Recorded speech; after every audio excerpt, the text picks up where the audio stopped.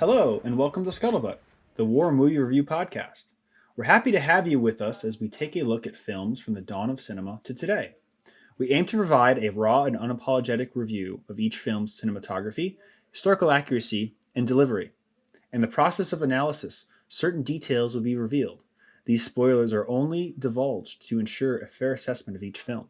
We head to Texas this week with Ang Lee's 2016 Iraq War epic, Billy Lynn's Long Halftime Walk. As always, I'm joined by Mike A, Hello. Mike B, Yes, sir. and Nate. Oh, say, can you see? As a Marylander, I appreciate that because you go to fucking Camden Yards and everyone goes, oh, on the O. So it felt like home. So it's fine. Oh, say, can you Hey. see? Yeah. So, guys, what'd you think? Oh, I'll let someone. Nate, go. No, I didn't want to lead off. He broke Do it. silence. I Do did it. break silence. That's like the rule. Yes. I don't know, man. Like I went into this full on blind.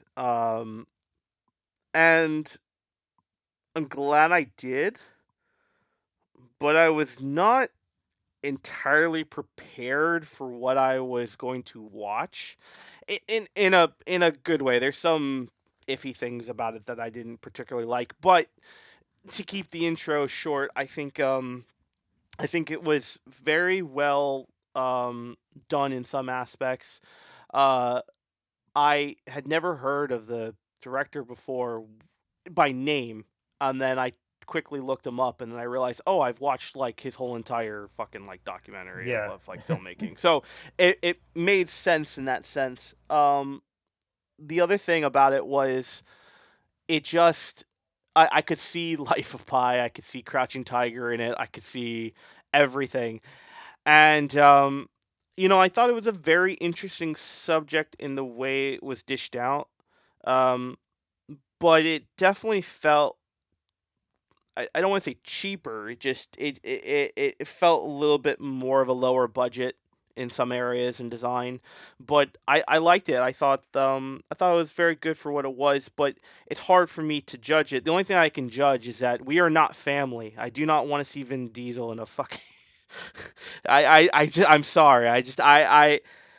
Caparzo, don't point at the fucking tower. Just same way how you don't fucking explain exactly what you're doing while you're about to run up on Haji. Like I just don't like. Okay, so that's the only thing that I I had a problem, but it's so minuscule. I just would have preferred someone else, but he was okay. But this movie definitely makes you think. There's more to it than obviously the premise to it. There's a lot of trying to make feelings and meaning behind a lot of cinematography and stuff, but not crazy like a Guy Ritchie montage. It was yeah, it was good. I liked it, but I'm curious to hear what everyone else has to say about it because I was kind of I don't want to say put off. I was just caught off guard, I would say. So, uh, Michael. Nate, okay. Yeah, it's you're gonna hate this, Nate, but it reminded me a lot of Flags of Our Fathers in some aspects. Yeah, yeah, it did to me too a little bit. Yeah. It's been a while since I've seen that, but yeah, go ahead.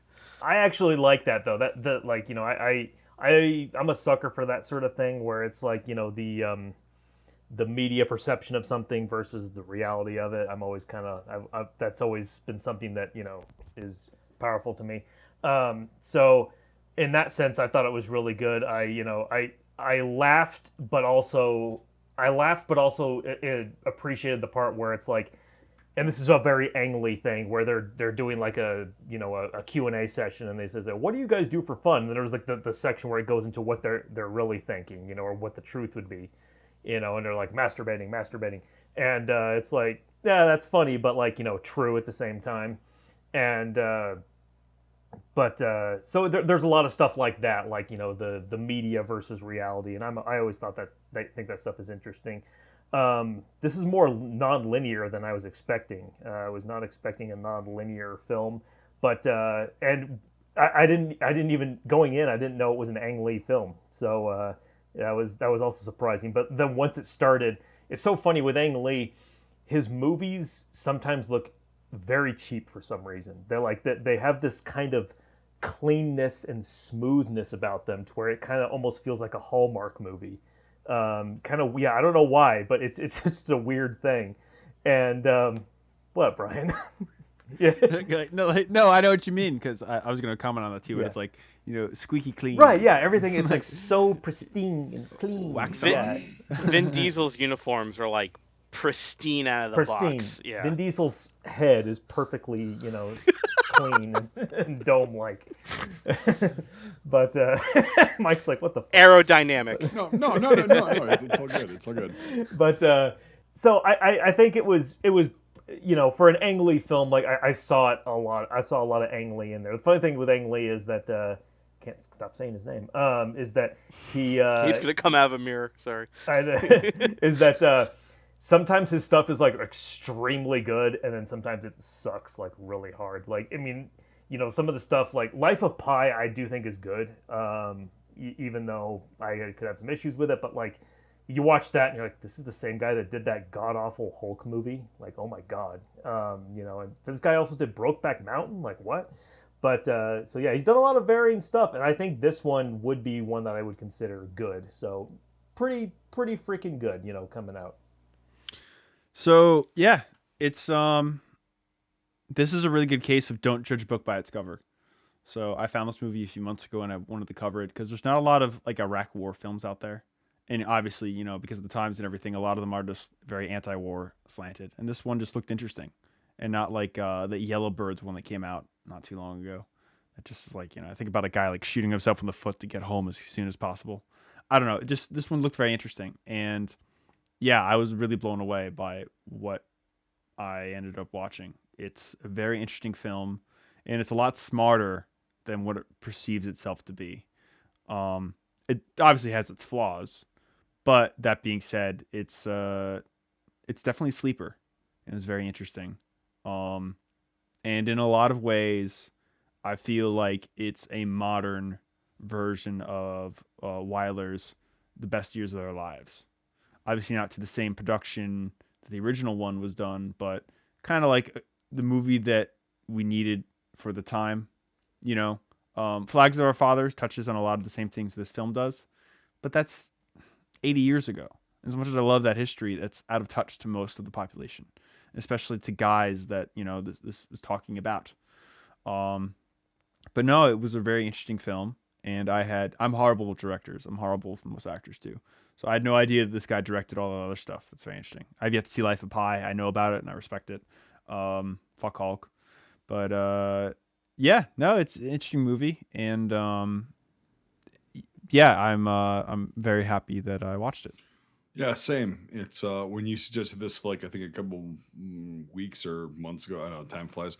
I was just like, okay, this is another fucking whatever film, and went into it, and in the first 20 minutes I was like, oh, so somebody talked to somebody. The writing wasn't perfect, but you can tell it's like, okay, yes, and it clicked, and the rest of it was I guess pretty easy to digest for somebody in my generation who went through all that shit. But I see, so that's 2004, so I was 5 years later.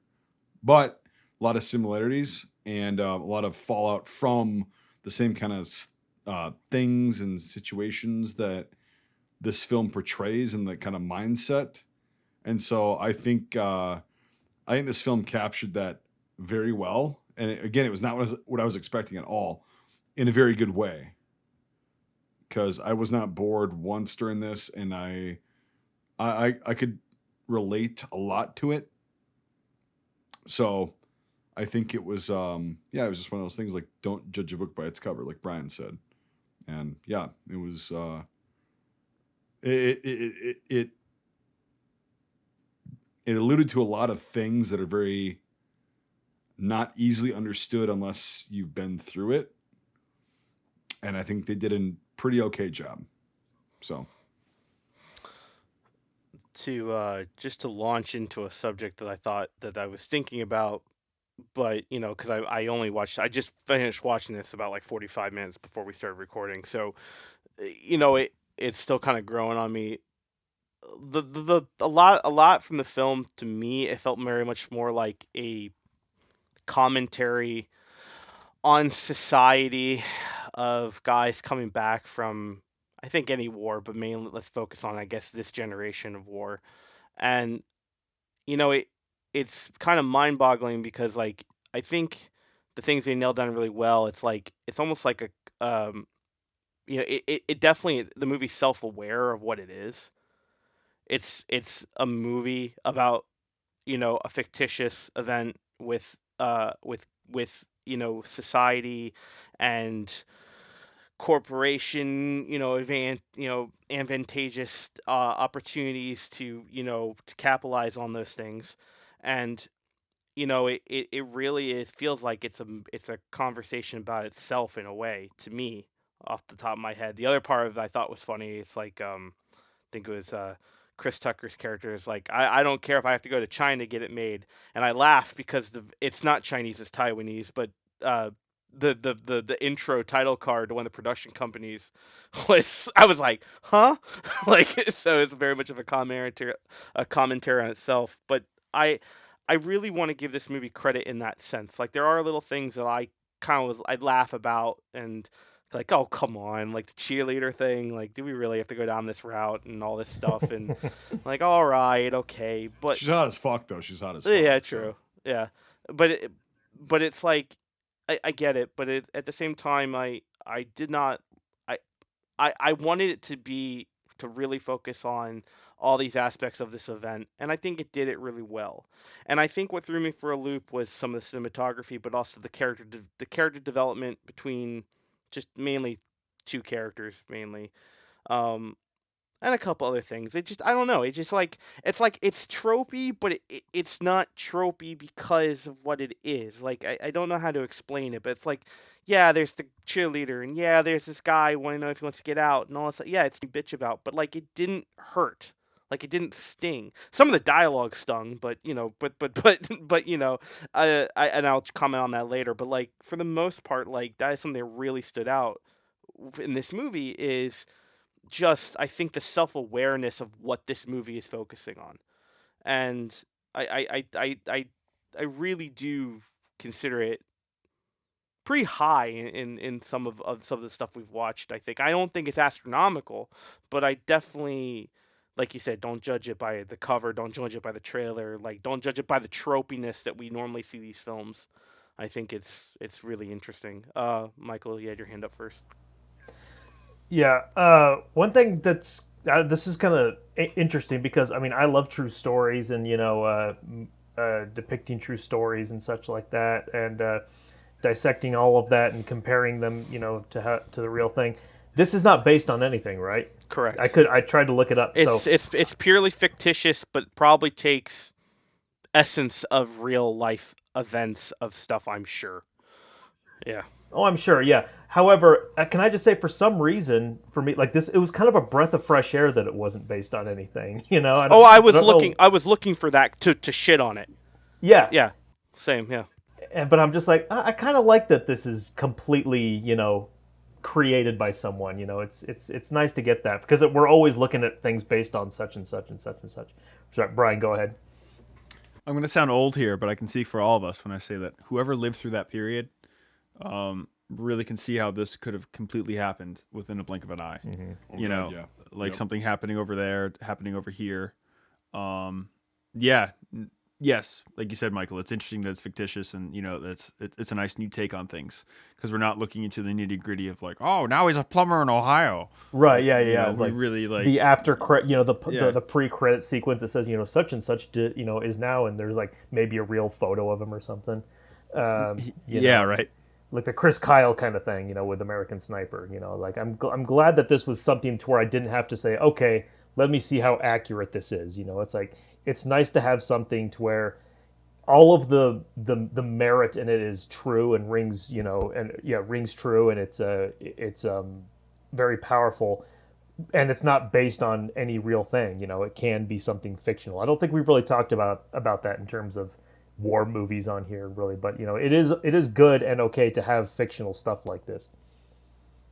True. No, it serves its purpose. You know, it is Definitely a does. breath of fresh air. It's like you can't have everything based solely purely in reality, because then it's boring, because most people's lives are boring. Let's not lie. And secondly, you know, it just doesn't work. People just don't get entertained because of point A. But no, it's a very interesting film, and it's probably Vin Diesel's best role since Saving Private Ryan. I believe so. I agree with that, actually. What do you mean? We're family. I was about to say, didn't Yeah, you go didn't see you the see last Fast and Furious 78? Yeah, well, Like- I actually saw his eyes, so it's not written.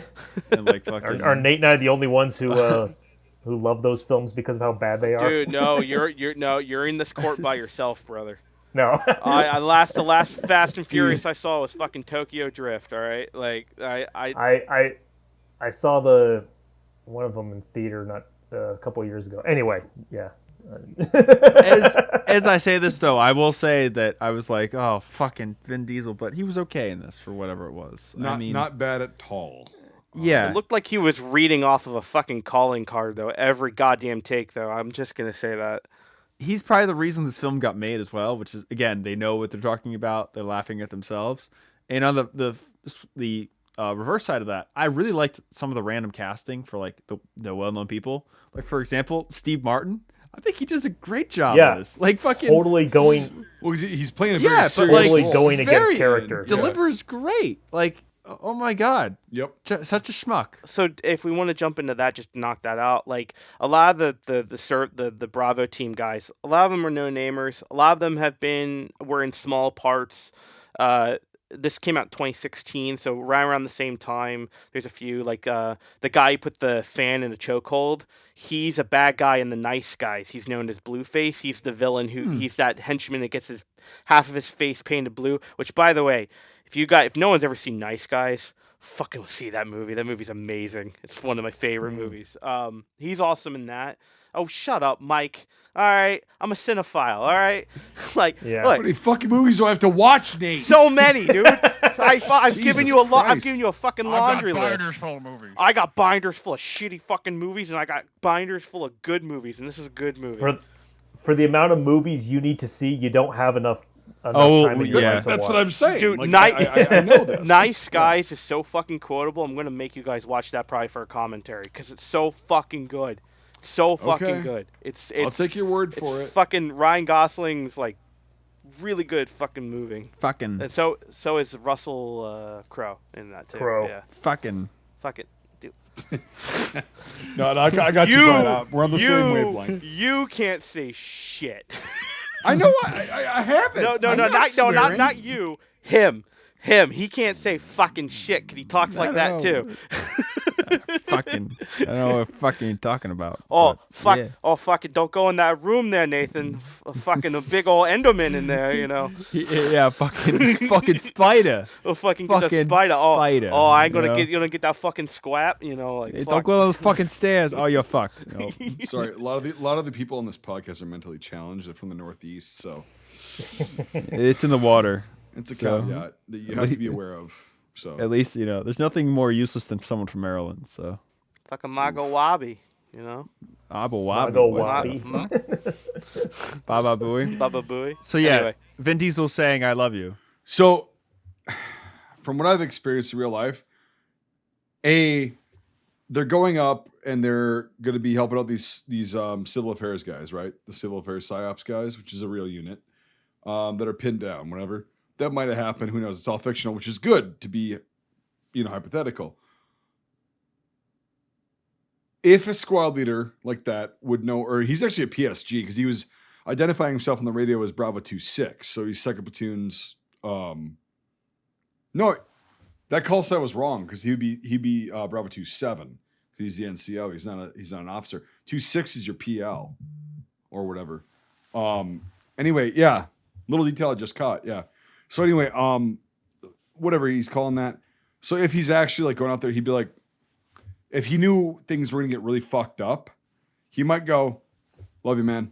Love you, man. Love you, man," and just like go down the line and be like, "All right, let's go," and then bam.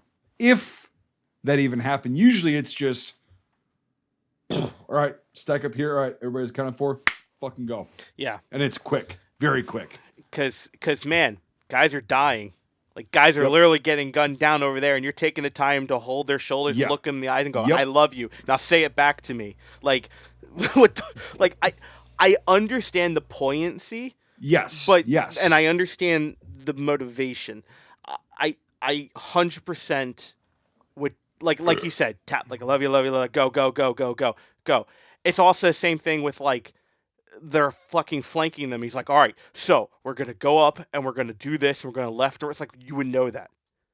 Boom, boom, boom, done. Threat taken out. Bam, bam, bam, bam, bam. Even as a reenactor, I know that. And it's just like, I get it, cinema, and telling the people what they're doing. It was 100% cinema. But come on, you see the guys flanking, you should automatically, like, take that target, go, blah, blah, blah, blah. But anyway, Brian's hands up.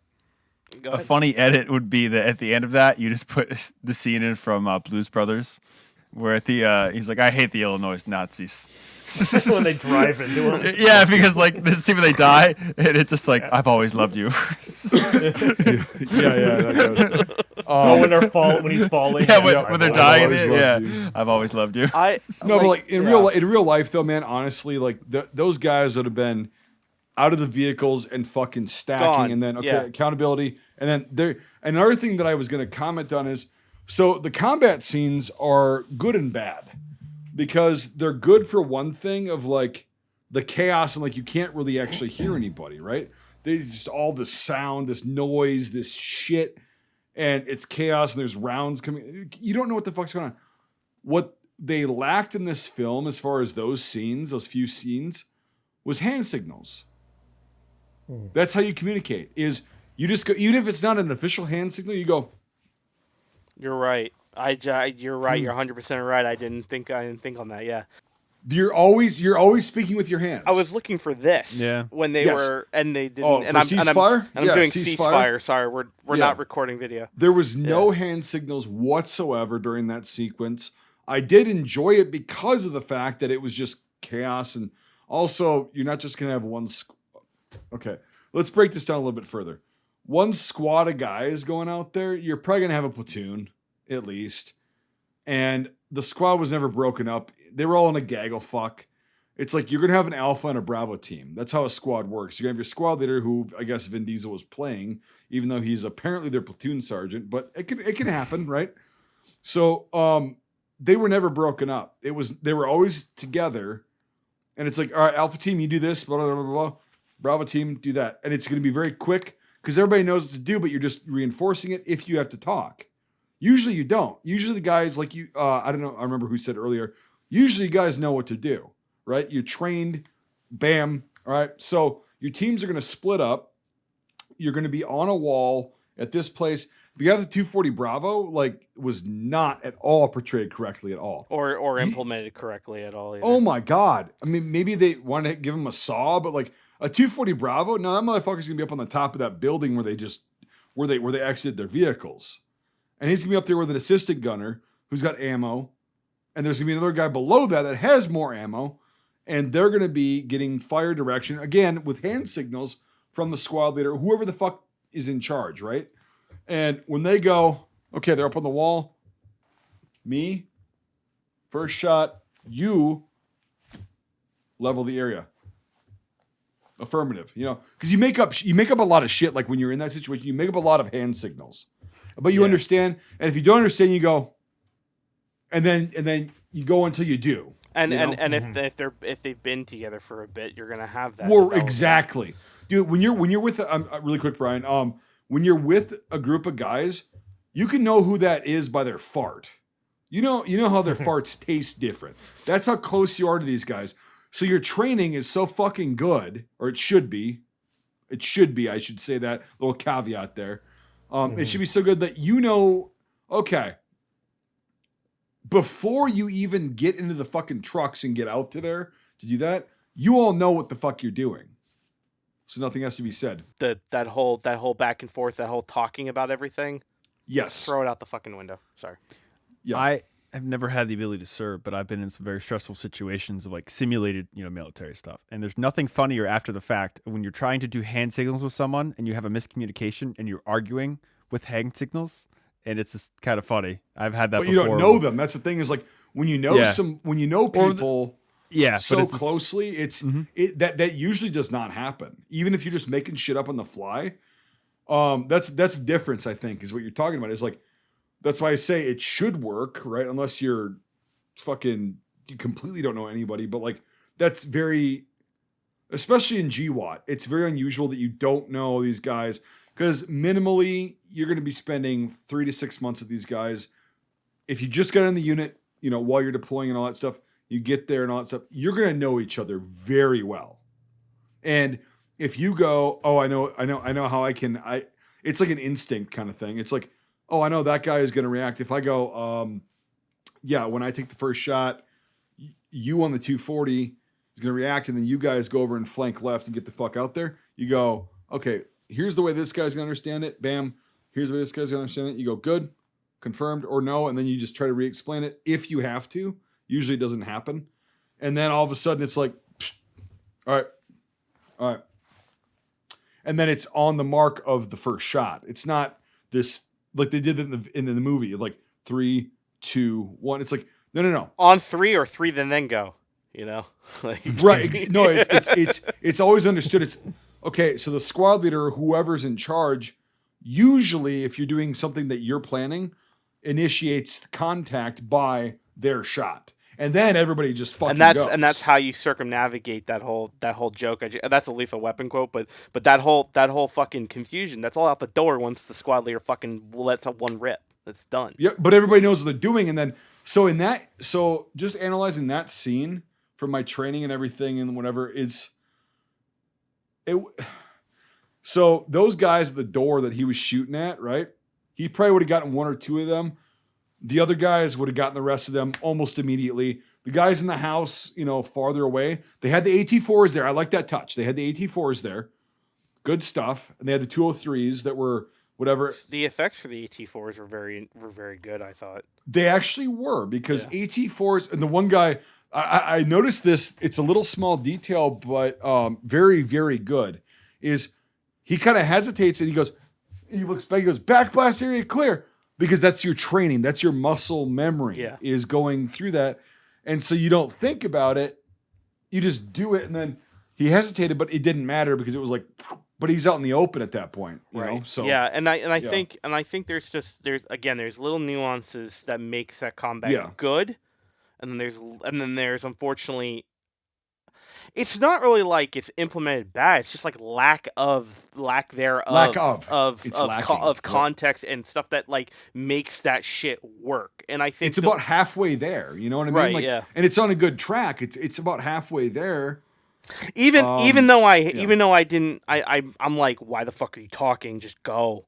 Like all that kind of shit. Like I do see effort in the movement, even if it's clunky, like Vin Diesel mainly, but like like all that stuff. It's like it's fine. I'm not gonna like wreck you for that.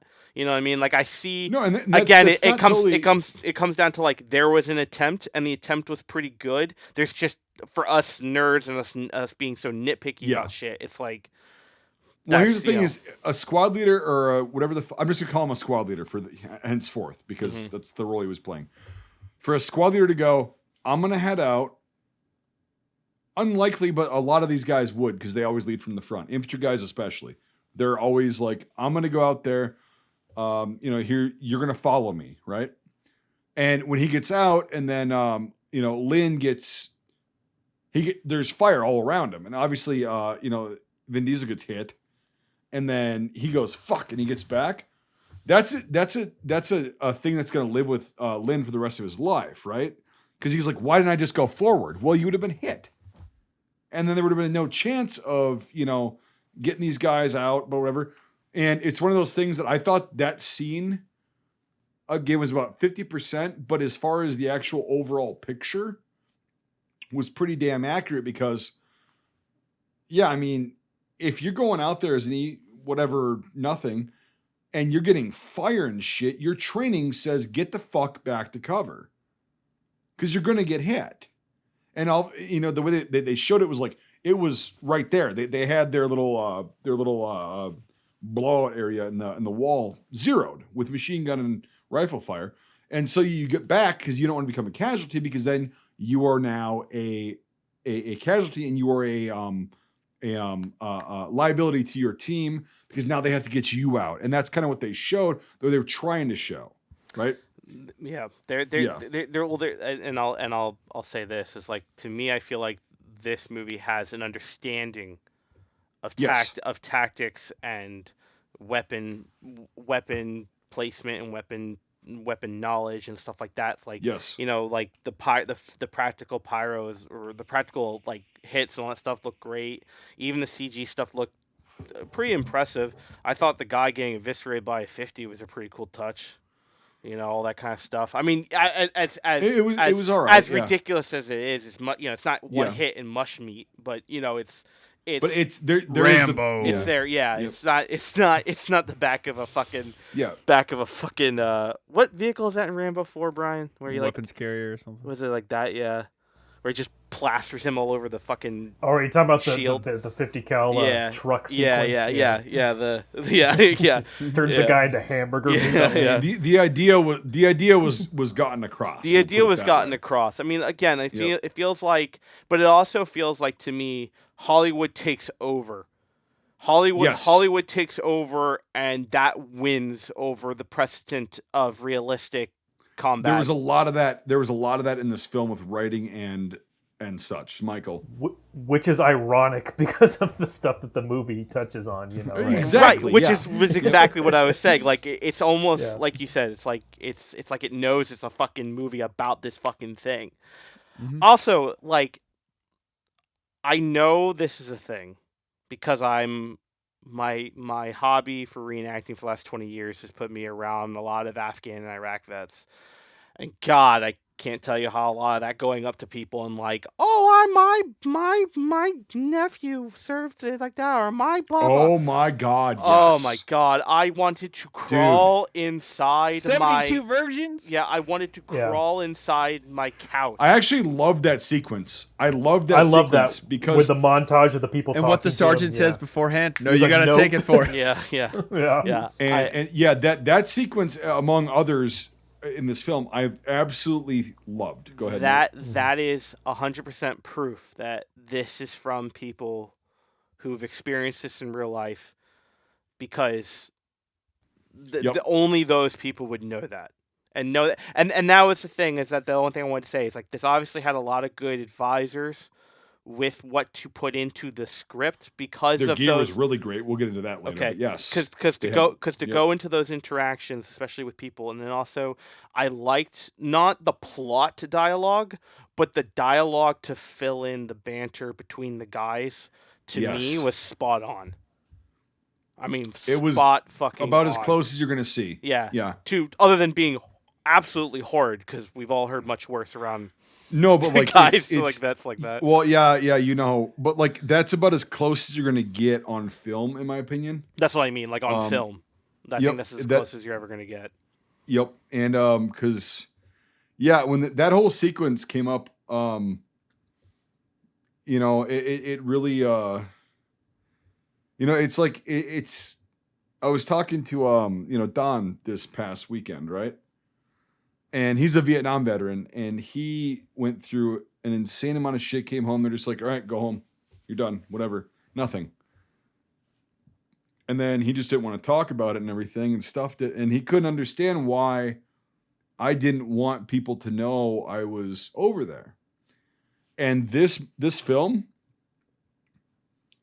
gets that insanely accurate as to why, is because at a point, not a high point at all, it becomes very uncomfortable.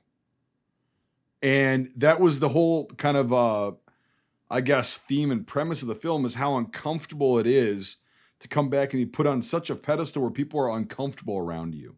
They don't know what to say.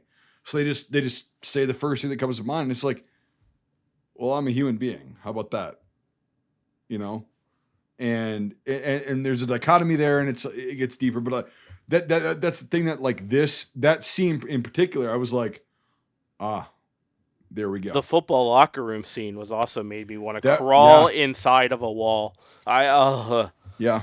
I know there's people like that, and I know people have A lot of them. experienced a lot of those conversations who have served, and I just feel so fucking bad because I would maybe I'm naive, but like I would never even once think of trying to talk like that to any of them. I I know the last thing veterans normally, at least the veterans who are my most like that I've interacted with reenacting, who are my friends, they do not want any of that. They want to blend back into society so fucking fast that, they'll trust you with telling you stories, but like, I don't know, like I saw those interactions and nothing has ever made me feel that uncomfortable. Like it just like, and I don't know what it is, and maybe it's just because have coexisted within that realm of guys coming back home for so long that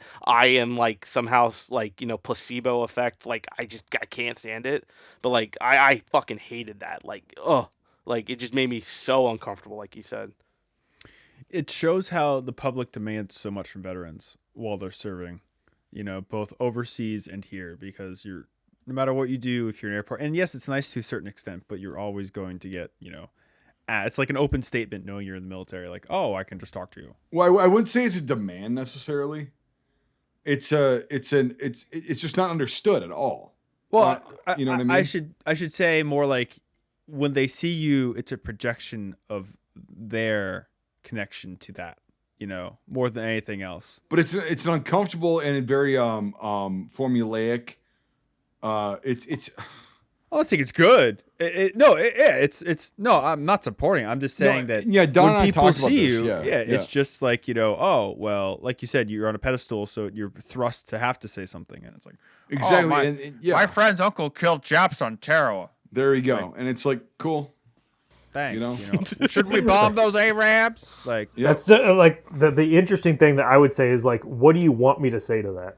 Like if I wasn't like if someone if I were that you just have to do what they did in the film is like I actually thought that was a very good thing because they showed how it was just like all right, oh right on, yeah, cool, oh thank you, blah blah blah, all that shit. But it gets to a point where it's like I don't want people to be uncomfortable around me, and this film showed that in a way that I think was really good and very accurate is how uncomfortable. Well, some of the guys were because some of the guys were they're still in that mindset, because in this situation, in this fictional situation, they're all home on leave for like 2 weeks, right? And they're doing this tour and everything. And, they're still in that mode. And then, Lynn is out of that mode for us. He's coming out of it temporarily. And he's kind of seeing this and he's like, well, is this what I'm going to come back to? Like, this is almost as fucking bad as being over there, but at least I'm familiar with being over there.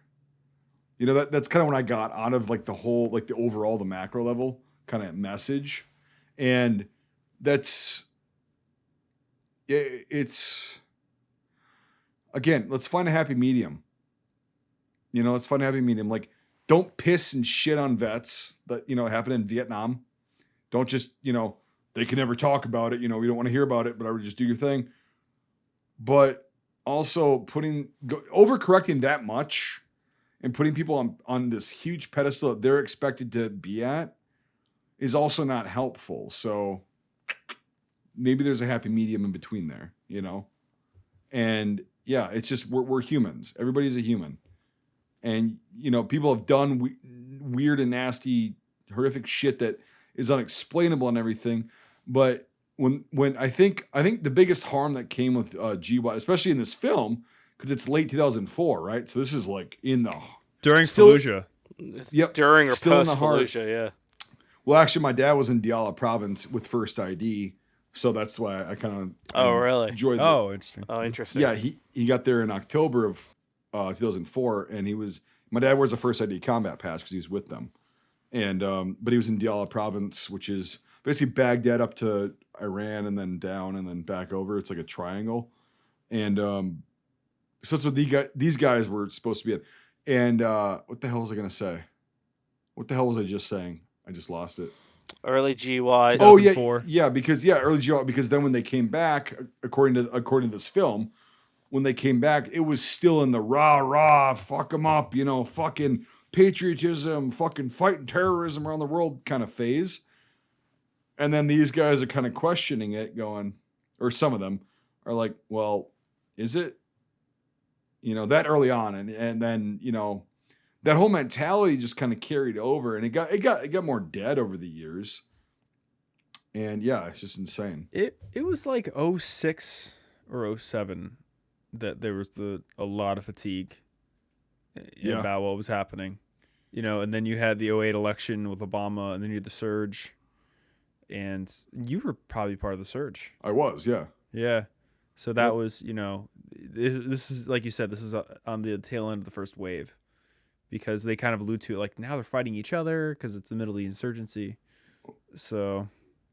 Yeah, so this was OIF 3 that they're talking about in this film.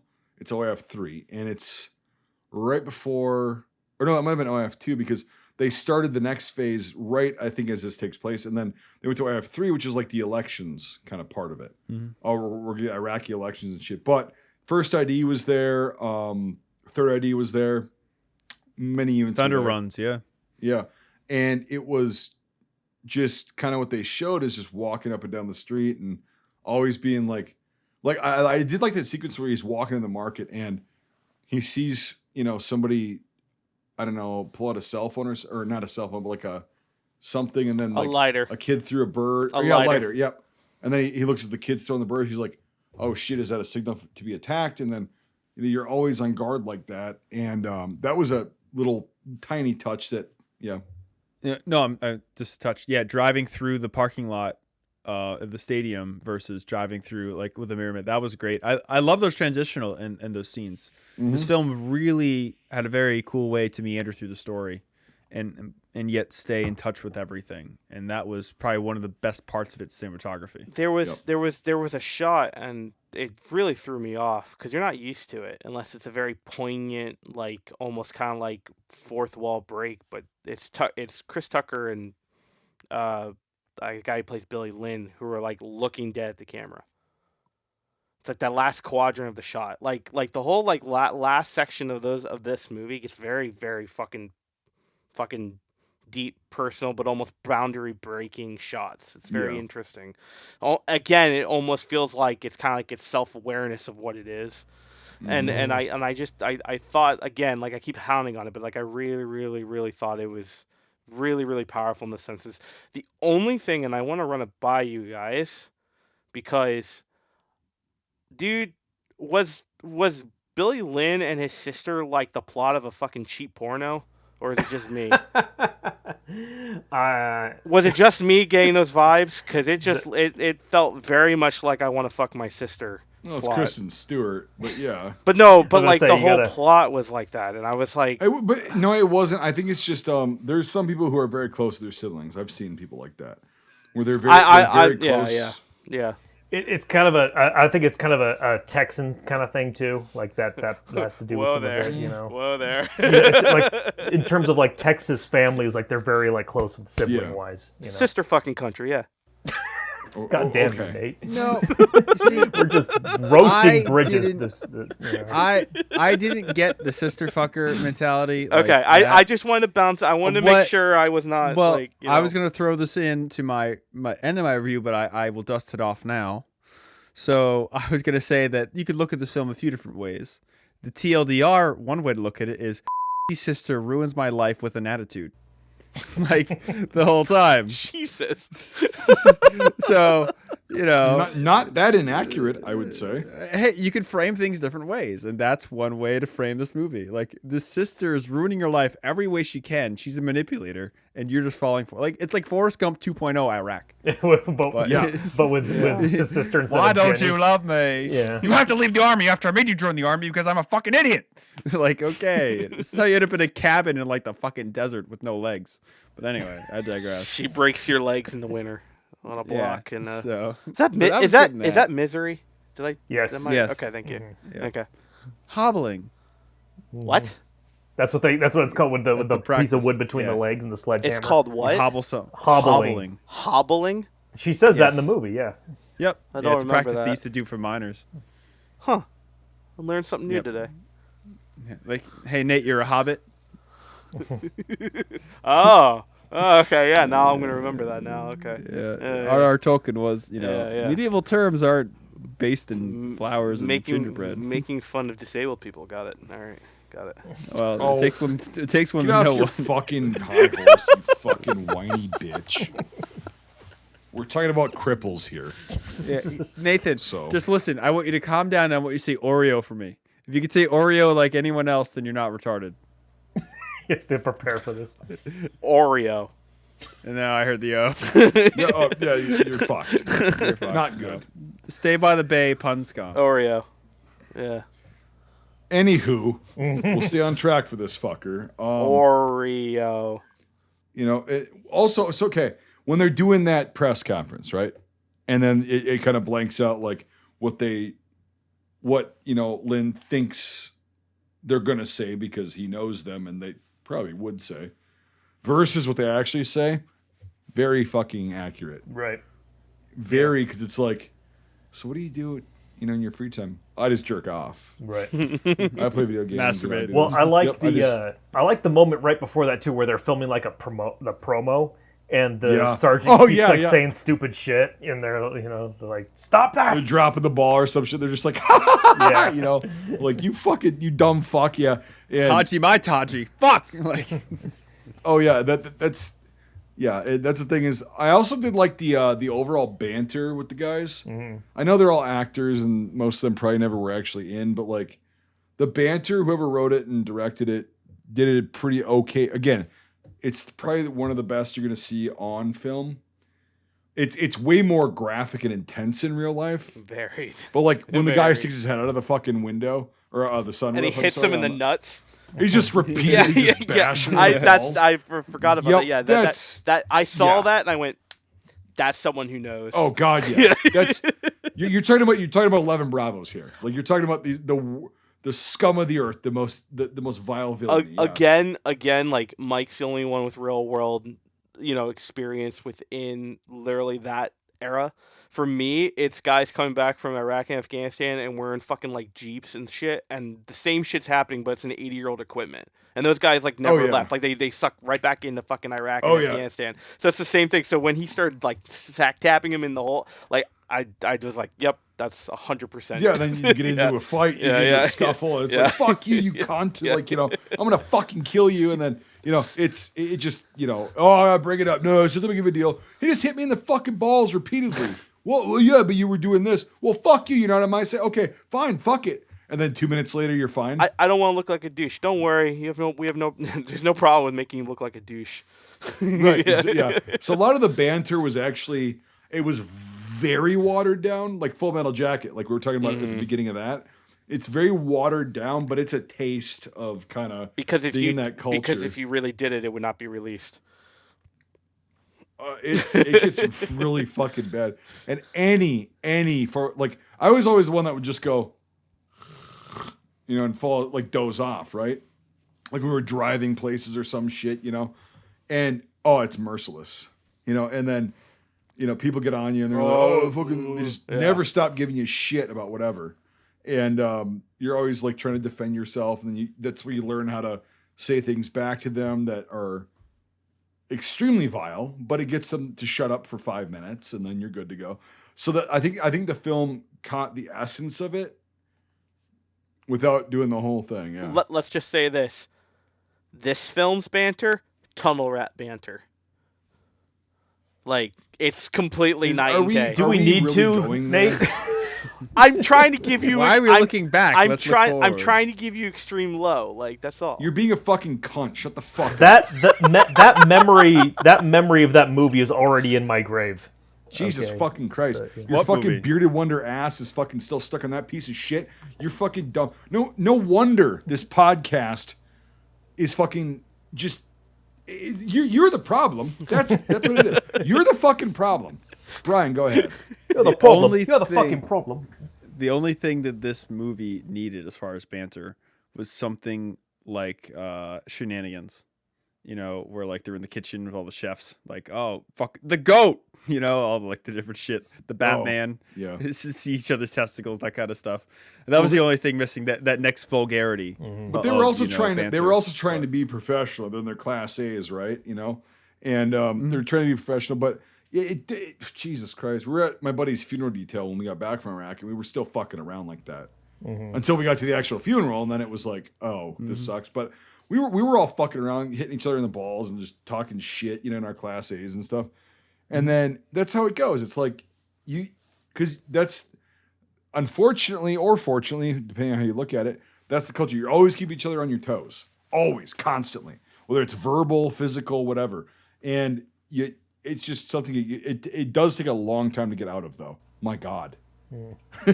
Yeah. It's like, because just like saying things, people are like, that is really mean. I'm like, okay, I didn't mean it like that. Like, no, that's not what I meant. Okay, can we just restart? There was someone who I don't know what, it might be an interview or something like that, and it was someone who said like it was a hard time getting. He's like, he realized how different the culture was, which was when coming back out from deployment, because normally you'd be like, hey, hand me the fucking butter, and he's like, he came home and he's like having dinner with his parents for like Thanksgiving. And he's like, hey, give me the fucking butter. Give me the fucking butter. And she like fucking like turned white as a ghost and was like about to hit him. You go, oh shit. And you're like, oh shit. Yeah. And I can't remember. You overcorrect it. You go, oh shit. Fuck. Right, I'm sorry. Yeah.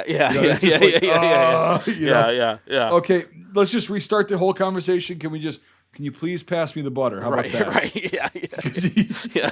There's like, you get in that mode. Yeah, you're in that mode, and it's some guys never come out of it, and it's just like, hey, how about you cool your shit down there, fucking moto? How about we do that? But anyway, they portrayed that, I think, pretty damn well in the film. As far as just the guys constantly. But here's the thing is, so whenever they get into some shit, one guy's drunk as fuck, like one guy's starting a fight, one guy's doing this, they all have each other's backs instantly. They're always there. Right. And that was something I have not found since I was in the military. Is like you got your boys, I guess, and everybody knows each other, and everybody knows what each other's gonna do. And okay, he's blacked out. I can tell because of his eyes. So we'll just watch him. And then he does exactly what you know he's gonna do, and then you just get him out of there immediately. Right. And then it's like, and they show that with the with the vendetta against them from the stage crew. Yeah, exactly. Yeah. And that with that guy who was completely deaf, and he just comes in the end with the gun just to scare them all away. Like I'm gonna attribute to Hollywood. That was ridiculous, but I thought it was at least. I just think it's funny how he just disappears because he's double deaf. So it's like, it's like, all right, you're a fucking 04, you're rolling around. And also, it was interesting as far as the uniforms is. Did you notice how on their Class A's they didn't have combat patches on? Yeah, but on their DCUs they did. Yeah, well, that's because I would attribute that to deployment yet, right? What? They're not all the way through the deployment yet. Yeah, right? But they have them on their DCUs, right? No, the reason for that is they had just gotten back in this scenario, like this fictional scenario, to actually get those patches sewn on by tailoring or whatever takes about a week. And so they got their little ribbons and everything like that. They could probably get those from the PX, but to actually get your patches sewn on, that takes a little bit. And they had all their shit on their DCUs, but just not their Class A's. Because I was sitting there at first, I'm like, why the fuck? And then once it went on a little bit and I figured it out, like I was like, oh, nice little touch. Whoever advised. Yeah, I saw the military advisor in the end. I want to look them up because they did a very good job with everything. I thought, not one thing militarily really took me out. So the only little kind of stupid critique that I could put is the guys in 04 or 03 to 05 basically. They had more gear on their IBAs than these guys did. They had a lot more ammo pouches, grenade pouches, pistols, all that shit. I think Vin Diesel's character had about the most accurate setup, but a lot of these guys were almost slick, And it's like, even if you're mechanized, which they were not, you'd have a lot of shit. You carry a minimum of 7 magazines on your person, and then 1 in your weapon. Minimum. That's your minimum combat load. Usually you're about double that, even just on a dismounted patrol at that point. And that kind of stayed constant. But like, that's the only really minor critique I had as far as any of the gear for late 2004. It's a very interesting period too. Yep. And it's, they say technically history doesn't start for 20, 25 years after the events. So now, that we're 20 years after the early events of the Iraq War. These things can really be studied, and we can really differentiate the manufacturers of the camouflage and all the different stuff. And like people, as funny as that might sound, because it's a conflict that you're in, people really start to examine events and everything. Yep. It's but it's just a matter of like yeah, I mean, because like I saw my dad, and I know the guys that were my team leaders and squad leaders on my deployment, their second deployment. They showed me pictures of them, and they all were just loaded out.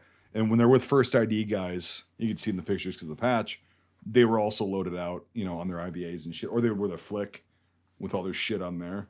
It was personal preference, but that's literally, and that's a small critique. That's not bad at all. That's not a big deal. It didn't take anything away from the film. It's nice to see an Iraq War film with no ACU. Yep. At all. No digital.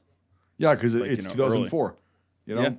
And that was and they're also wearing Pasgets. So that's highly accurate because the first ID deployed, I think, sometime in the summer, or late summer of 2004, to like Diyala and Baghdad and everything around there.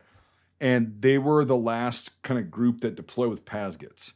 My dad and the guys that deployed, that actually went over there in late 2004, were the first kind of rotations of, leg infantry, like not unconventional troops, but like leg infantry that were getting like the ACH, or they had the Mitch back then. The Mitch, and then they still had the fucking Woodland IBAs, with their DCUs and everything. Mm-hmm. But they were starting to get newer shit. They were starting to get like the Mitch and all that stuff, and just slightly new things. But yeah, for them having Pasgets with the old school mounts that go over the lip, 100% accurate. So, yeah, I like that touch. Yeah. It was really good. It was very visually appealing. Just like the cheerleaders. Yeah, they weren't bad. I think I might have found who it was. Bill Bergdahl. His name, because his credit list is consultant Iraq. So consultant to Iraq. Like his role is consultant Iraq. So let me get this straight. You're an Iraqi consultant. And so I'm not sure if let that. me get this straight for you. I'm going to tell you your uniform. No, and these guys are here in 2004. No, it's a different thing. You know what I'm saying? I'm trying to explain, but I don't know. I don't know how to explain it to you. Yeah, that kind of consultant Iraq. $20. I know how to explain. I don't think this is, because I was trying to find like military advisor and I couldn't find anything like that. It's kind of like the guy we had that advice from Japan for Reveille. Yes, Don Schlickman. Don Schlickman, yeah. Yeah, well, he also came on board for combat cameras, Yeah. So, Yeah. we have a photo of Don somewhere, I forget. Yeah. Yeah, but yeah, I mean, it's kind of the same thing that I was just thinking of, like where he just says, Don Schlickman, whatever country he happens to be in, like, yes. What are you doing here, So, Nate, do you need to take a fucking beat? What the fuck is going on here? I don't think Michael knows. I don't think Michael knows. He doesn't, and that's fine. He doesn't have to. Oh, Christ. He doesn't have to. Okay, time out. What is it?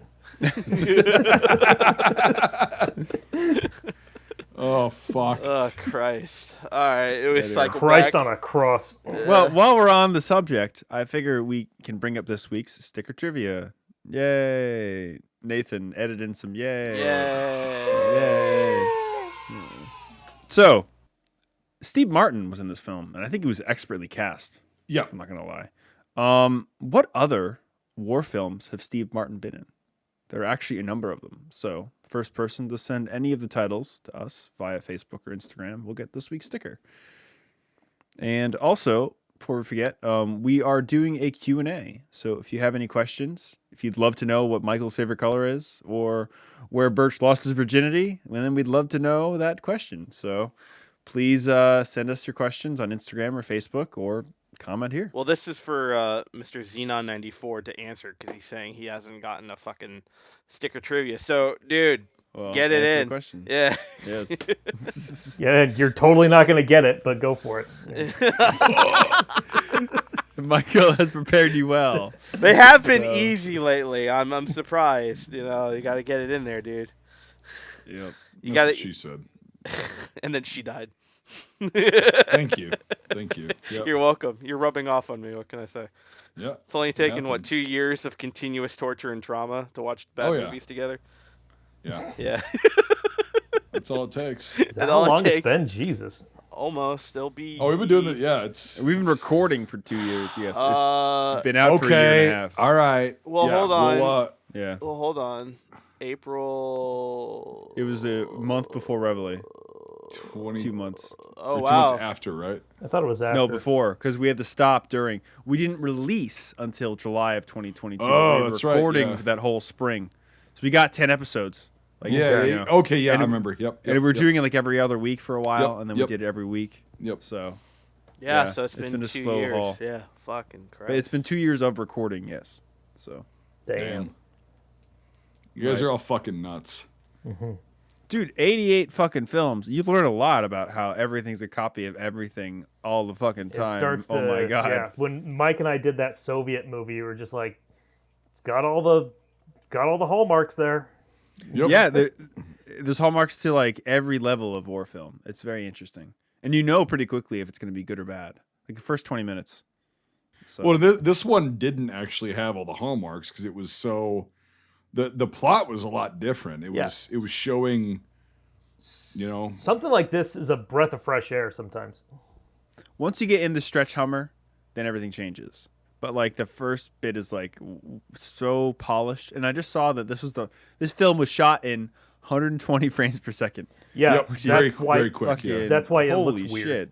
Yeah. Yeah, it looks like really weird. Like, is it made for 4K aliens? Like, I'm a human. Yeah. What are we I doing? like to see things at a frame rate of 24 frames. My per eye second. doesn't capture that much. Yeah. Yes, like, where's the Hulk? You know, it was funny because recently, just to put just timestamps on the recordings, like the week prior was well, Mike A's been gone because he's been so busy, but you guys did, you know, Eminem did the Soviet film, Ninth Company, and then we did Yep. LL me, Brian, and Mike, and then The and P&N. and then and then P&N.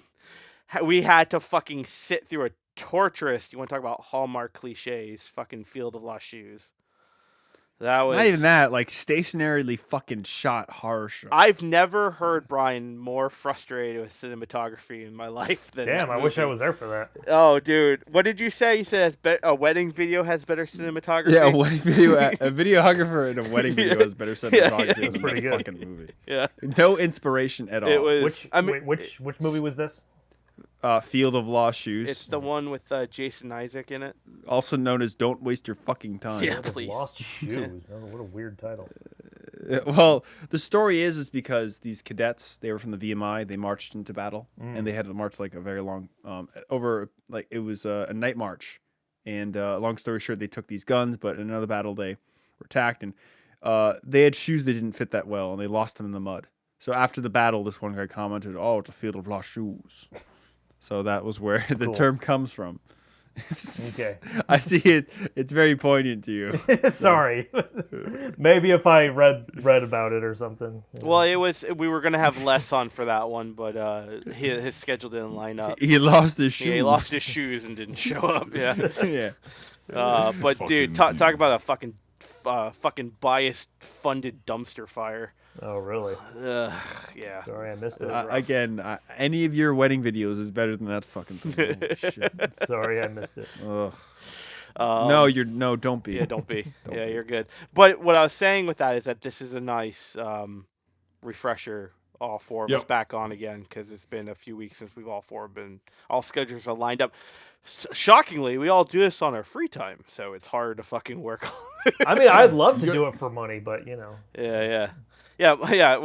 We need the poor alms fund to fucking buy Mike a new microphone because his terrible mic shit the bed right before recording this. Oh, it's so. fucked. Yeah, and It's to the point it's where gone. right when I turned it on, I saw everyone's face look as if like they just, like someone just shot their dog or something.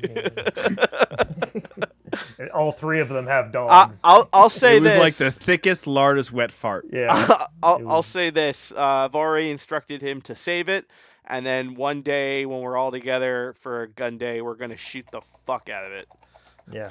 We're going to take the most numerous light machine gun on Omaha Beach, and we're going to shoot that thing with it. Take a French Mach 31. Yeah. Oh no, it'd be the MG42 light machine gun. Polish WZ-30. Hitler's buzzsaw. The Mike, MG34. Mike, The Nazi zipper. Mike, you're talking, and all I'm hearing is MG42. It's just, can you say another? We know there's other guns on the beach, Mike. Oh my okay, God.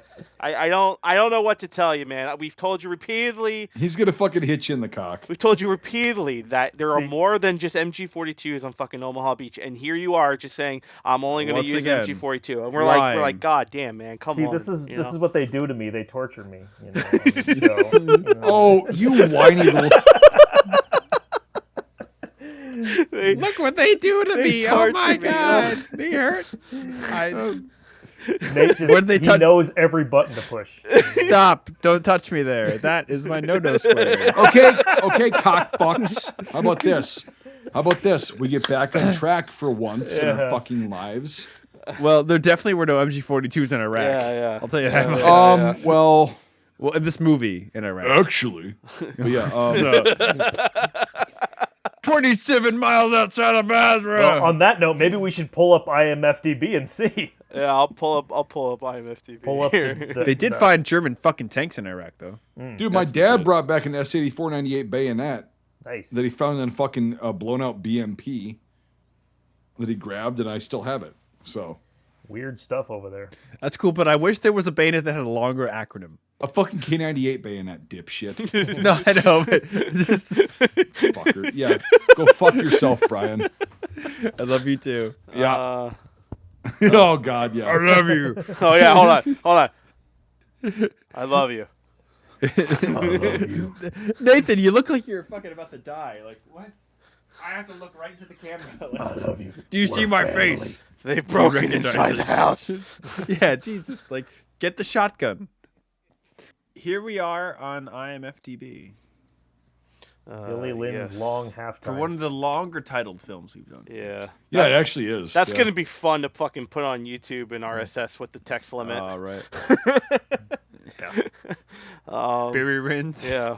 Billy Long's halftime show. Billy Lynn's. All right, so it's not very big, thankfully. Not very She long. said. And then she died. That's an M9. A QPP. Beretta 92 FS. That's an M9. Oh, okay. They use the FS for the film. Gotcha. Yeah. It Yep. looked like it was an airsoft piece. It didn't function that well, but it was okay. Yeah, it worked. We've seen worse. Oh, for sure. Yeah, I'm gonna just click on. I like the set. Oh, I mean- that is an airsoft fucking hunk of junk. Personally, Birch, what did you think about this? That looks like Iraq. It looks like Baghdad. It's very rocky and very sandy. And it's got a little bit of palm trees and yeah. And the trees look like that dirt. Yeah. There's a lot of those. Yep. Okay. Because there was no time where I saw it like it was pulled out of the sets by or the plot by the sets. Like it all looked good. Yeah, I don't know where they filmed it, but it was wherever they did it. It was pretty good. I can look that up real quick as well after this. Yeah, because it wasn't just sand. Like people, again, I think we talked about this before on podcasts or whatever. But like Baghdad and up near there, like by the rivers, right? It's not just a desert. Southern, like Basra, like south eastern Iraq, pretty much desert, and then down to like southern, like Kuwait and shit. And apparently in the northern part, it's desert, but it's got huge hills, but it's still kind of desert. But a lot of where the fighting actually happened, like in all these cities, like around the rivers, It's rocky. It's very rocky, and there is vegetation. There's a lot of trees. There's reeds in like the streams and shit. There's reeds. There's grass that grows. Yeah, so it's like there's a lot of vegetation. Well, it's where farming started, so it is very and arid. when Saddam kind of got in, there was like lush forests kind of in Iraq, and he was like, "Yeah, cut them all down. I want to make palaces and buildings and shit like that." And so a lot of those got cut down in like the 80s during the Iran-Iraq War a lot, and then Interesting. Yeah, so they weren't like lush forests like we see here, but there's a lot of trees in Iraq. They're mostly palm trees, but yeah. It's like in Syria or Lebanon, you do have forests at Yeah. certain points, and they're sparse. They're very rocky, like mountainous hubs Exactly. and stuff. Yep. But yeah, like Turkey. There's fucking shit ton of trees in Turkey. Oh my god. Yep. And Turkey's just north of Iraq, so yeah, it's just a little. It's the Middle East, but a little colder, and they speak funny. yeah, but Yes. New England's geography, they speak funny. Well, no, they do. Iraqis couldn't understand the Turks when I was there, like because we That- had a bunch of Turkish contractors, and yeah. their food was amazing. But yeah, Beretta 92 FS in Inox. Inox. I don't know what that is. what other the than- fuck that means? Nickel plated. Yeah. Okay, Major Mac. That someone that is a plot device, if anything else. Very much, yeah. Yeah, like Yeah. And nickel plated. It's not an M4A1. This is fucking wrong. They would have had M4s. Select fire, 3-round burst. And they showed that in the film, and I appreciate that, where he's constantly having to pull the trigger to go full auto. Whoever did the fucking IMD FTB is a fucking, yeah, it's an M4. It's just a straight up M4. I believe the term is biatch. Yeah. No, clown. If you're listening to this, it's an M4 carbine. It's not an M4A1. They were not full auto at that point. Guaranteed. Look how polished that fucking still is. Like it's just like you don't know kind of where the wall turns into the floor because it's just so Yeah, polished. it's there's too much. There are too many molecules just in the whole thing that get completely Wait. in focus. It's like 1990s Photoshop. Wait a second. Go up. What are you talking about? He's talking about just the overall like cinematography. Well, how from Ang the Lee director. captures things. That's what buildings look like over there.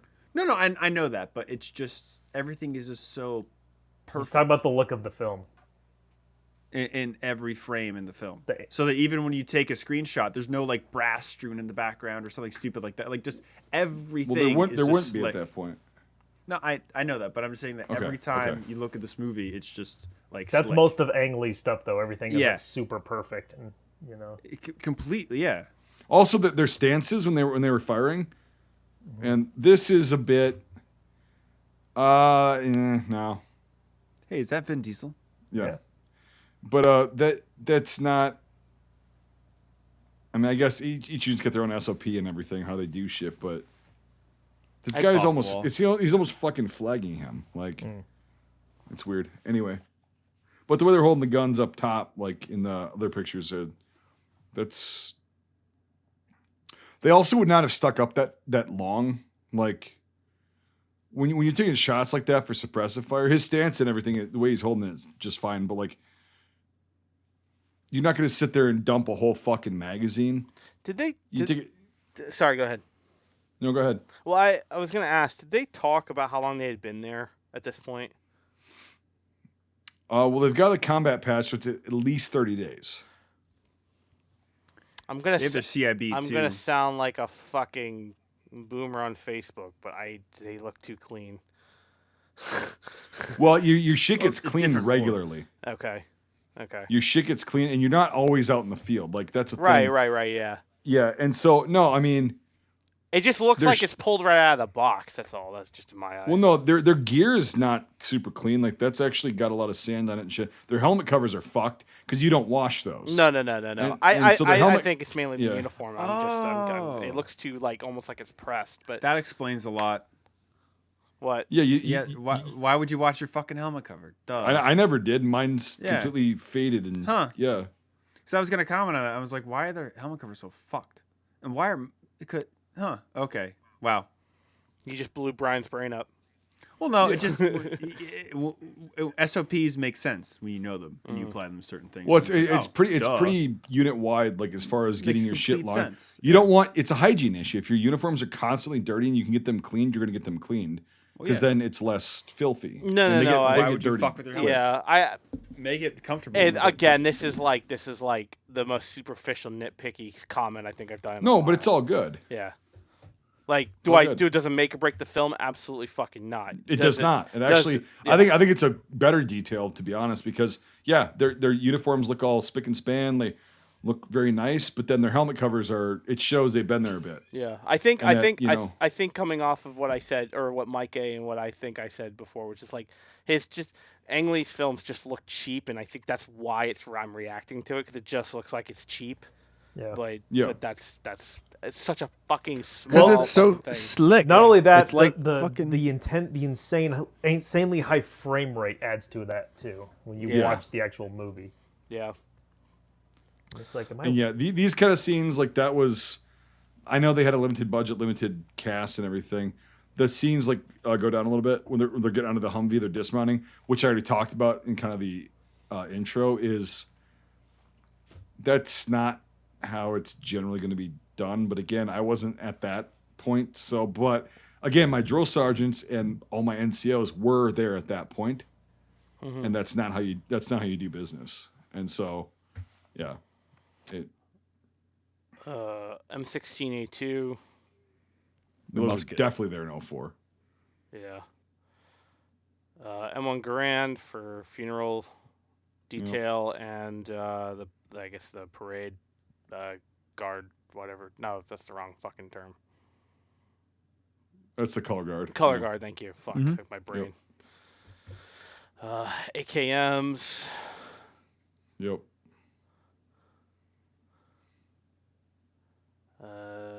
It's because it's in his hand. Okay. M24 or fuck him. MT40 Bravo. I'm I so had a big fucking problem with. tired. Jesus Christ. Okay. It's all right. Yeah. All right, we're almost done, dude. Yeah. I had a big problem with the way that was implemented. That is not the fucking way. Maybe That- maybe a saw, but not a 240 Bravo. No fucking that way. was just done to keep them all at the same shot. But yeah. Oh, I know, That, I know. That asset would have been used totally differently. Yep, I know why it was done. I will take issue with that. That's one of the things I'm like, nah, you're fucking wrong. And also the way you could tell it was a prop because there's no fucking way, even with adrenaline as strong as you are, that you can hold and like wield that thing like it's a rifle. Those things are so fucking heavy, and they're so like it's And why is that, Anyway. Mike? what? And why is that? How do you know that? Why are they so heavy? I don't Yeah. fucking know. Because FN designed them that way. I don't fucking know. No. Go ask the fucking guys that made it. He's got non-service related back pain that shows That's he what carried. thank you. Thank Yeah. you, Ryan. Yeah. Yeah. But no, like I was saying earlier, like the 240 Bravo is an asset in combat, and Oh yes. it's a crew served weapon. So is the saw, but the saw can be used in room clearing and shit like that. So can the 240. Don't get me wrong, but you're gonna want to protect that asset. And no, you're not gonna. He's also gonna have an assistant gunner like that. It was just that whole dynamic was done way wrong. So I will take issue with that, and I'll bitch about that. But we can carry on. Mike, I just want to say your injuries are not service related. Some of them are, I and we're good. We're good to go.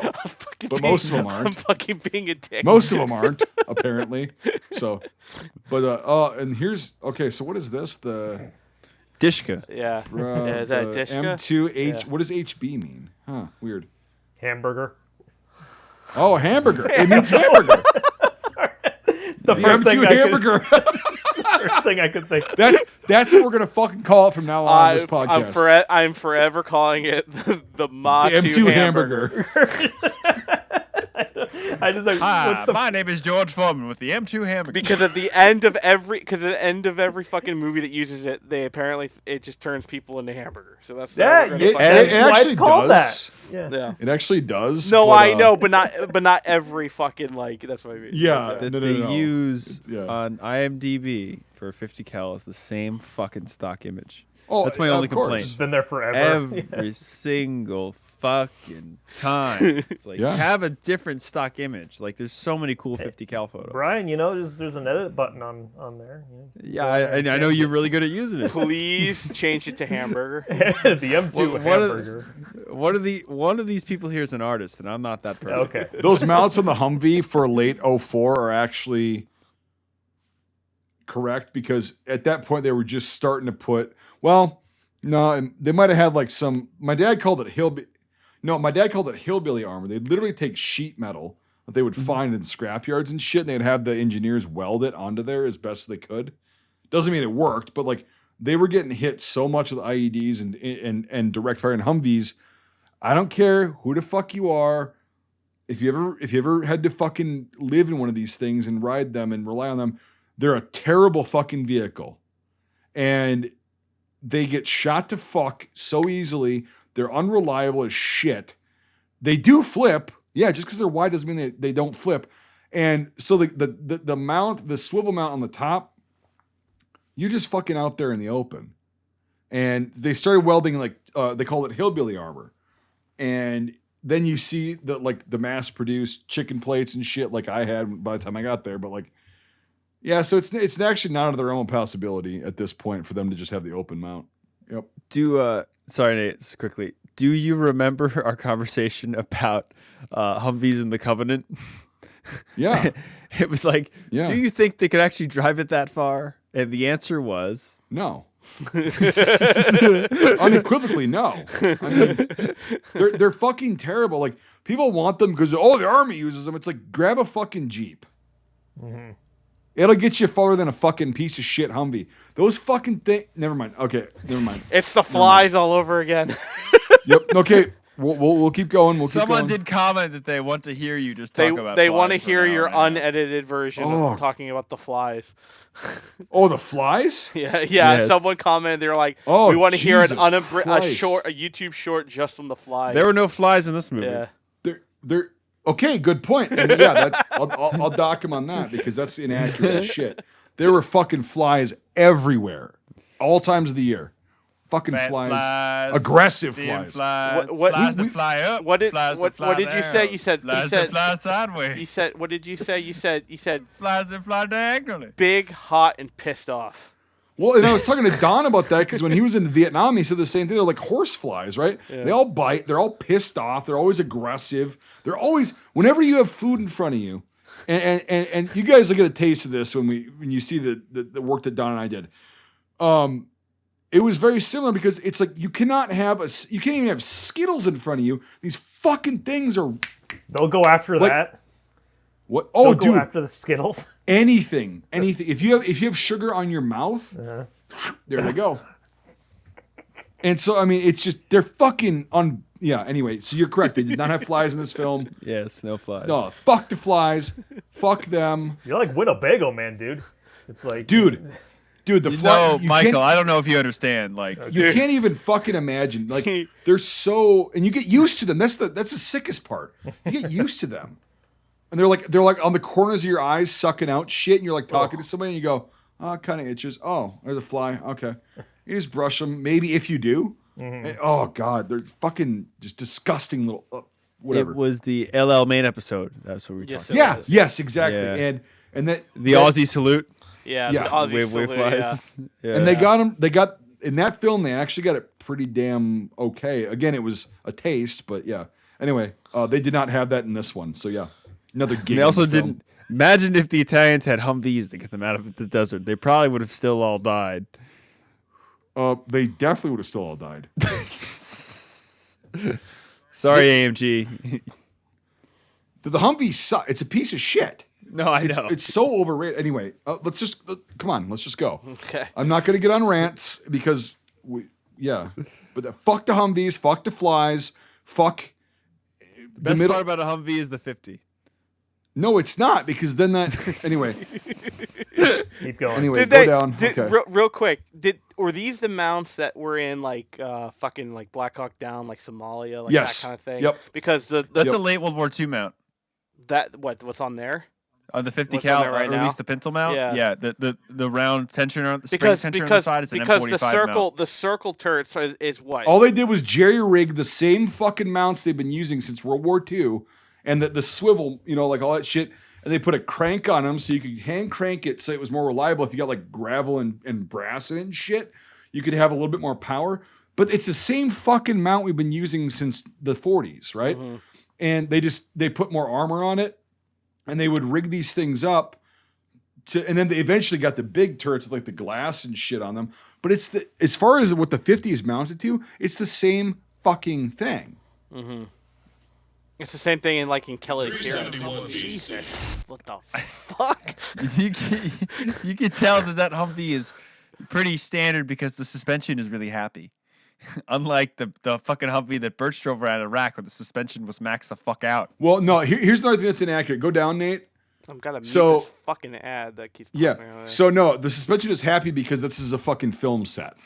There would be literally fucking, I don't know, All like probably duffel bags and shit. 20 boxes of ammo for the 50 in the back, all your bags, a shitload of water, a shitload of food. Even if you're going out for a day, you bring all that shit, and the suspension would be, and there's guys in there at this point. So yeah, this is a movie set. I get that. I'm not ragging on them for that. I get that. But no, and then yeah, like the 1115s that we were in, same suspension. So okay, think about this. That thing is light as shit, right? Or apparently, according to the fucking standards. Okay, let's slap fucking 10 tons of armor or 5 tons of armor. I forgot if it was 10,000 pounds or 5,000. I don't know. So it's 10,000 pounds. One of for 2 armor. ton. Yeah, so it's slap 10,000 pounds on there, keep the same suspension and the same goddamn engine on that fucking thing. And then, yeah, the suspension wasn't happy. But again, the Humvee's fucking awful vehicle. Sounds like a colonel invented that. Nathan had a friend of his who they like had a relative of theirs who was in World War II. He drove a Jeep, so they ended up buying a Jeep and restored it, and they showed it to Grandpa. And Grandpa was like, "This fucking thing's a death trap. I fucking don't want to be near that." Yeah. Plattsburgher. Dude, they're And now they didn't know what to do with the Jeep, kind of. So it's like, oh well. They literally bought it, Yeah. restored it in the hopes that he would want to be in it and be around. He's like, I'm not fucking going anywhere near that No. goddamn thing. Get Dude, that thing away vehicles- from me. Yeah. vehicles. I don't know if they're ever going to get one, honestly. That's like not completely fucked up. The MRAP's not bad. The Mutts probably were the best because they were the most serviceable and they were. Yeah, very but they're still, you reliable. caught with your pants on, you're fucked. Combat's different than reliable vehicle in the field. You know that it's a very True. the MRAPs kind of are like a nice general middle ground. But they're also I would really argue heavy. that Yeah. like in history, either a half track or like a fucking like Bren carrier were the best type of vehicles. But Yeah. it just depends. With today's like V beds and shit or like IEDs, like it just everything folds.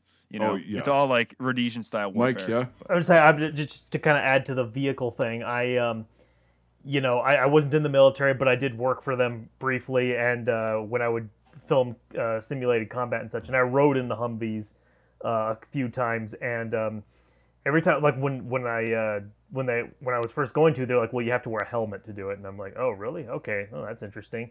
And then I got in there, and like the first trip, my head was smashing against the thing, and I'm just like, thank God for this freaking helmet. It's solid like metal in there. Well, and what they did on like the 1115s, the up armored ones, so you got the armor, right, to make you feel better, which it doesn't do shit. Small arms fire, yes, but like IED, no. And so what they would do is they would put this padding that was like, I don't know, fucking 6-7 inches thick. I don't remember. But it was really thick in there. So all that would do really is take a guy my size, put him in the back of one of these fucking things. I had no room to begin with. And now I've got like a quarter less room because the padding is up against me. And I'm sitting there going, well, this fucking blows. This sucks. And you get a relief to be a gunner, but then you're like, well, you're the first to die. I don't give a fuck. I can have fresh air. I can stand up. I can sit. I'm free. I can move. You know? So it's like a trade-off that's really, yeah, fuck Humvees. That's my final stance. Fuck Humvees. Okay, the 203. The 203. Yep. Yeah. Yeah, those are those are definitely, they were definitely there. All that needs to be said about that. Yep. AT4s. I like how they said they were going to put smoke out of the 203s. They wanted smoke or something. Yeah. Because there's several different kinds of rounds. Like just with like a 40 millimeter grenade is not just a HE round. It's you get so many things. So they're like, yeah, put smoke there. Good call actually. So I like that little detail too. AT4, yep, a lot of those were there, and those things are so fucking loud. Yeah, that's Hollywood. Like in real life, that fucking backblast, dude. That fucking backblast in real life is like 30 feet to the back. They had the modified AT4s that they came out with more recently that have less Yeah. of one. But CS or something. oh my god, they're heinously loud. Like it's. I think you can shoot those inside a room. Yeah, that's That they was the designed it idea. for. Yep, but it's Which still is insane to think about. It's gonna scramble your eggs a bit. But you're gonna take out the tank. yeah.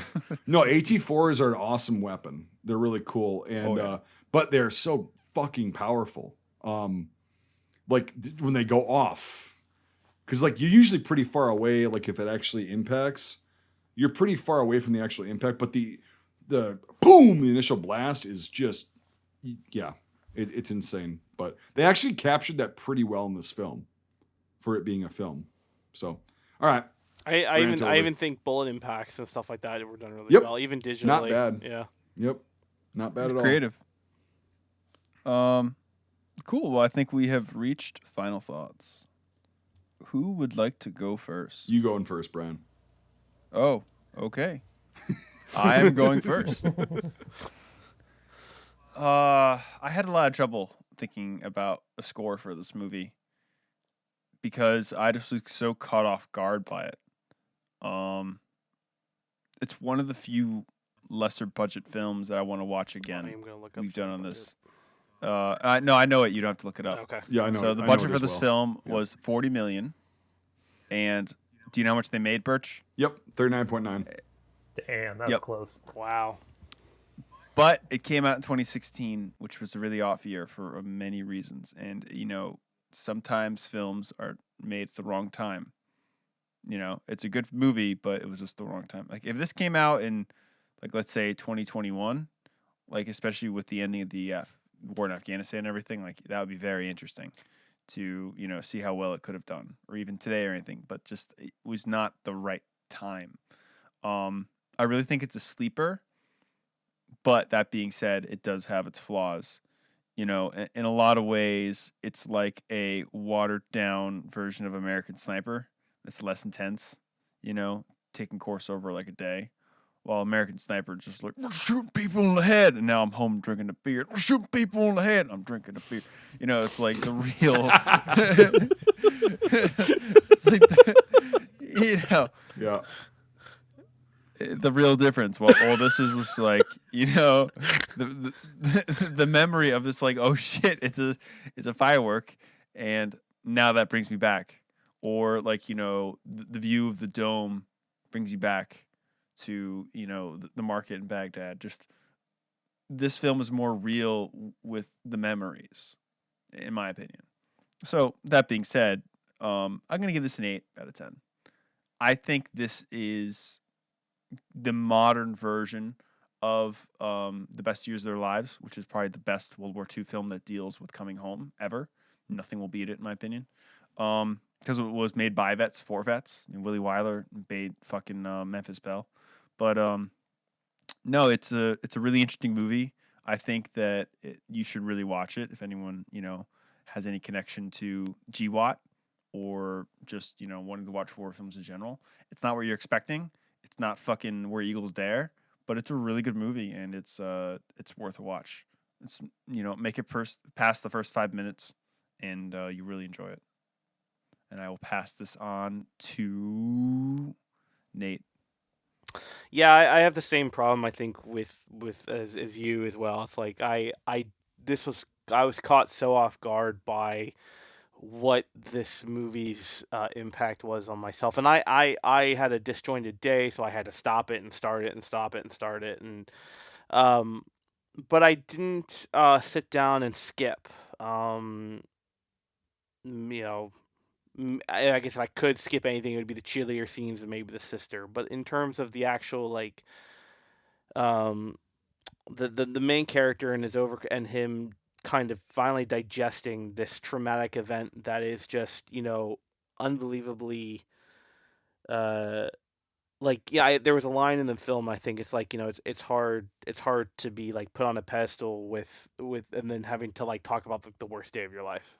Like or it was something to that effect. Like I thought that was very, very poignant and very interesting. And again, the thing I keep echoing the most, I think, about this film is that I think it's self-aware. It may not have been the goal, but it's very self-aware of what it's talking about, and almost kind of like really shining a light on itself in a way. To me, I mean, art is, you take different things from it. Everyone takes something different from it, but I really took that away from it. And um, I think it just I was not expecting this, and it just caught me really off guard. That being said, there are some things that I just didn't like. I didn't like some of the plot, the story exchange and stuff like that. I didn't like some of the choices in tactics, and if that's the whole point of this pod. I mean, that's the whole reason why we do this, is to nitpick at this shit. So I mean, I gotta hold it to the pedestal. But I would say, like, something that would, if it didn't have these things that I talked about, I think this would be like a fucking 4. you know but because it has what it has, to me, I feel like it stands higher. um I'm gonna give it I'm gonna do the Mike B approach here and give it a decimal. I'm gonna give it an 8.1 Screaming Mel Gibsons out of 10.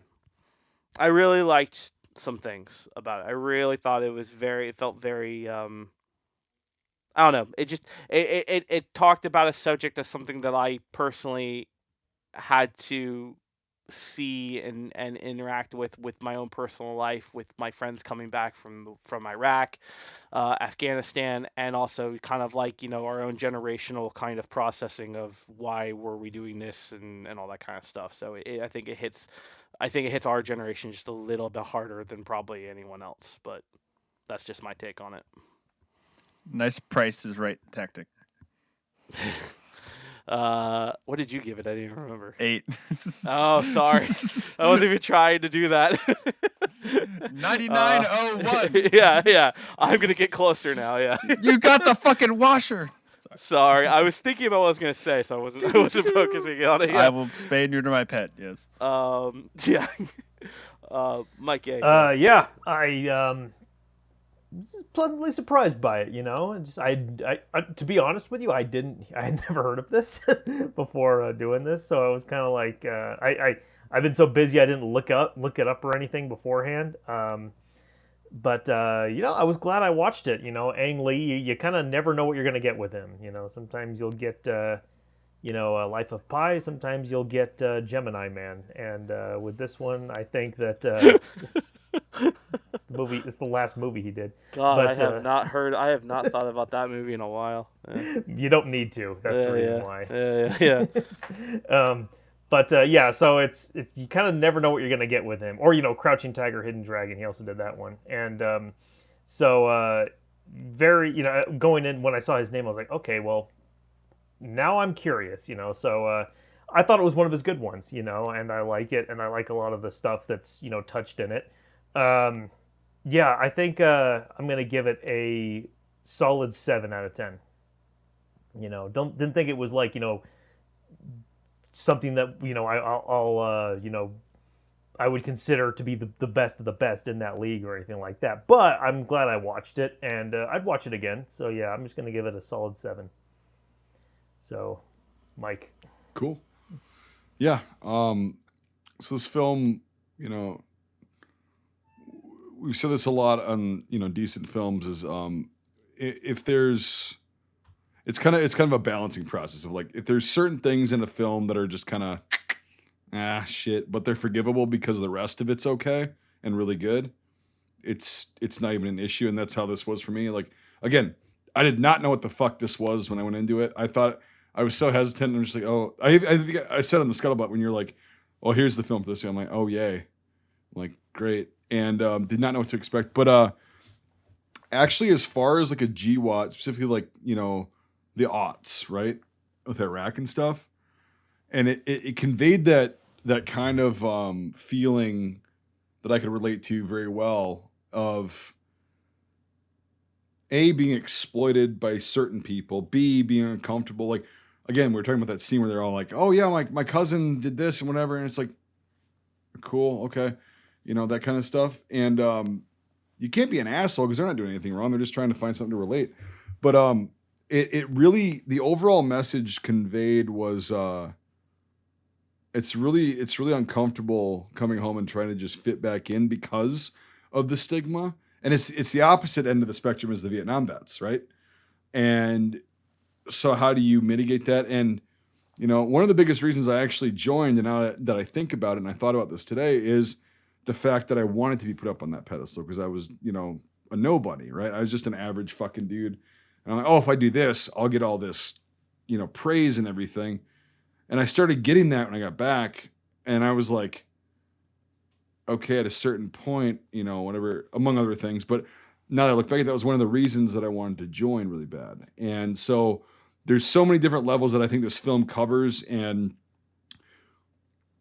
people could notice, but it's very cool that there is something out there like this, because up until now, I didn't realize there was anything that kind of conveyed what I'm just talking about, of like the whole uncomfortableness of coming back and being treated differently, I guess. And having gone through all that shit, and then you come back and then people are like Nate said, I think it was, the quote was, you're being perceived as a hero or something for the worst day of your life. And yeah, that's, it's very resonant to people who have been in any war whatsoever. And I think that this film actually got that whole thing across. And then the one thing that I forgot to touch on, but I will close my closing thoughts of this and then finally give it a score, is the fact that at the end, I was expecting him to just go with his sister and go to the VA and everything. But they touched on that as well, as that bond with your guys is so deep, and that if he would have gone to the VA and gone to treatment and then been discharged honorably, whatever, that guilt of him not going back with his guys would have destroyed him more than what he had experienced, if that makes sense. So that, I like the fact that they portrayed that when he just goes, nope, I'm going back, and he goes back with them. Even if you get killed, then it's a release. We can get into that, at a different time. But like, that was a decision he made based on that brotherhood, that camaraderie, and like, you don't want to let your guys down. You're part of that, and I really like the fact that ended that way.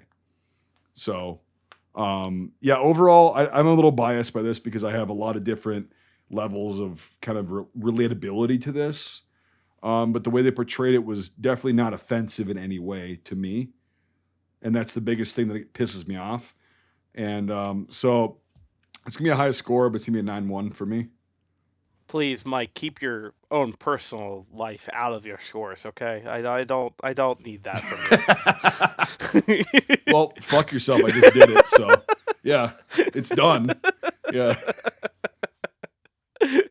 The biggest fear for guys that got hit, in quotes, during the Second World War was that they wouldn't return back to their units. They didn't want to end up in a reppy-deppy and get sent somewhere into some meat grinder with nobody they knew. Everybody wants to serve with the men that because like you said, there's just a bond there. There's something that,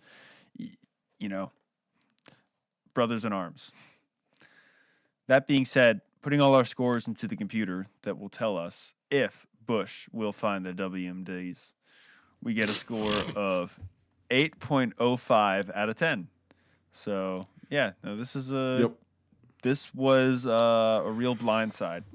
Yep, in a good way though. Yep, and for once, way. So yeah, wow, you used a football movie title as a thing too. The Blind Side. Oh wow, There you go. this movie's coming out the fucking week of the Super Bowl. Wow, This was totally done on purpose. Yeah. Who would have guessed? Wow, Wow. Wow. Production, but no, it's really good, and it's awesome. It's worth the watch. Yep. 100% worth the watch. And again, don't expect SPR or something. It's not that movie, but it's a really good movie for what it is. And there's nothing really out there like it for this generation. Yes. I don't really even think there's something. The only thing I think about it for Vietnam would be like Taxi Driver. in a way, like disgruntled '70s man. Yeah, like, that's in a very the- negative way, but yeah.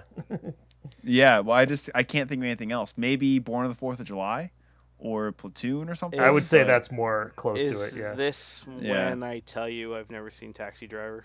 Really? I don't. I think, I haven't either. Oh, okay, Really? good. Okay, I think thank they God. mentioned. That I could have guessed that. I don't know what one that I mean, bad. there's. I think maybe they mentioned Vietnam once in it. I got 2 European francs. I think they mentioned Vietnam once in it. It's not a big part of it though that he was in Vietnam. What's that movie?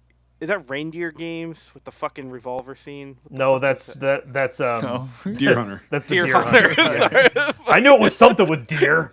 Shit. Reindeer What Games. is Reindeer Games? That's an actual movie. What the fuck is that? I think that's like a It's Steven. not that one. it's Seagal not that movie or one. something. Deer. When Santa was in Vietnam. Hold on, I'm I'd be gonna thinking- Thinking look of it up. Patriot Games with Steven Seagal. No. There was a movie. There was like an action movie. They filmed like Patriot Games in like fucking Nathan's front yard. No. Reindeer Yeah. Games. No, It's no, a. no. Oh Jesus. What the? That's right, the Ben Affleck movie. No. Cause it's the Jay and Silent Bob, because like this is the crying game or the reindeer games, like, and it's like that. Fuck. Sorry. Go ahead. From Jay and Silent Bob Strike Back. Yeah. Yeah. Yeah. Yeah, I haven't seen that in a while. Well, on that bombshell, you should definitely watch this movie. It's really awesome, and we will catch you guys next week. Nate, what do you mean take the literal mic out of your mouth? You literally put the literal microphone in your mouth during Mike's last thing. That little I thing did. you're playing with, you stuck it in your mouth. This right here on my headphones? Yes. Yeah. Sorry about that, yeah. Thanks for joining us. If you enjoyed this episode, make sure to leave a rating. Otherwise, Mel Gibson won't stop screaming. If you like this content, make sure to check out our Facebook, YouTube, and Instagram pages. If you want to directly support our work, make sure to check out our Patreon. All these